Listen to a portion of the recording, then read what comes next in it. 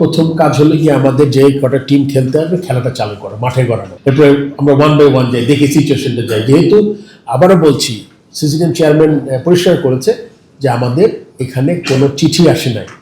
আমরা যা শুনেছি আপনাদের মাধ্যমে, প্রেস কনফারেন্সের মাধ্যমে, যেটা ওনারা বলেছেন যে আমরা খেলতে চাই না, পয়দা সাহেব একসাথে আছি, জাতি আমাদের সাথে এক।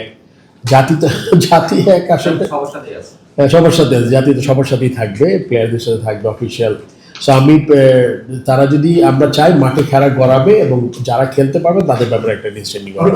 ক্লাবকে আসলে অসম্মানী আমরা করতে পারবো না, কেননা আমরা কিন্তু আমাদের দাঁড়িয়ে আছি, কিন্তু আজকে এটা কিন্তু আমরা এখানে আমরা স্বীকার করেছি যে আমাদের আজকে বাংলাদেশ ক্রিকেটে যখন আমাদের ক্রিকেট বোর্ড আমরা খুব বেশি স্ট্রং ছিল না, তখন কিন্তু এই ক্লাবগুলো কিন্তু এই আবাহনী মোহনের নাম আপনারা আগে থেকে জেনে থাকেন যে আমাদের কিন্তু এই ক্লাব ক্রিকেট নিজেদের পয়সা খরচ করে কিন্তু এই বাংলাদেশ ক্রিকেটকে এগিয়ে নিয়ে এসছে। বাট আপনি অ্যাট দ্য সেম টাইম, এটা আপনি বলছেন, এটা আমি জিম্মির চেয়ে আমি এইবারের ঘটনাটা একদম আলাদা মনে করি। এইবারের ঘটনাটা আসলে খেলা বন্ধ হওয়ার মনে কোনো ঘটনা না। তারা যেটা করছে এটা আমার মনে জিনিসটা খুব কি বলবো, যৌক্তিক না যে খেলা বন্ধ করে একটা জিনিস চাওয়া। কিন্তু ক্লাব ক্রিকেটকে আপনি আন্ডারমাইন করতে পারবেন না। এবং কিন্তু আপনি যেটা বলেছেন, আমাদের ক্লাব ক্রিকেটকে নিচু না করার থেকেও আমাদের এখন সময় এসছে আঞ্চলিক ক্রিকেটকে আরও স্ট্রং করা, সো দ্যাট আমরা ক্রিকেটটা যাতে বাংলাদেশে ছড়িয়ে যায়।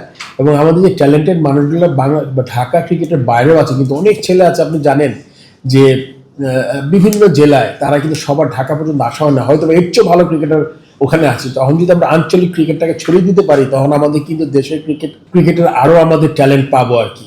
এটা ক্লাব ক্রিকেটকে দমানোর জন্য না, এমনিও কিন্তু আমাদের দরকার এখন ক্রিকেটকে আরো ডিসেন্ট্রালাইজ করে বিভিন্ন জায়গায় ছড়িয়ে দেওয়া। আরেকটা জিনিস হচ্ছে যে আপনারা যদি আলটিমেটলি যদি কাছে 8টা ক্লাব না অংশ নেয় বা বিভিন্ন বিভাগেই হয়তো অনেকগুলো ক্লাব অংশ নেবে না, সেখানে অনেক ক্রিকেটাররা থেকে যাবে যাদের আসলে সারা বছর হয়তো এই লিগটার দিকেই তাকিয়ে থাকে। আলটিমেটলি তারা যদি অংশগ্রহণ না করে, আপনারা তাদের জন্য কি করছেন বা আমাদের বোর্ডের প্ল্যান?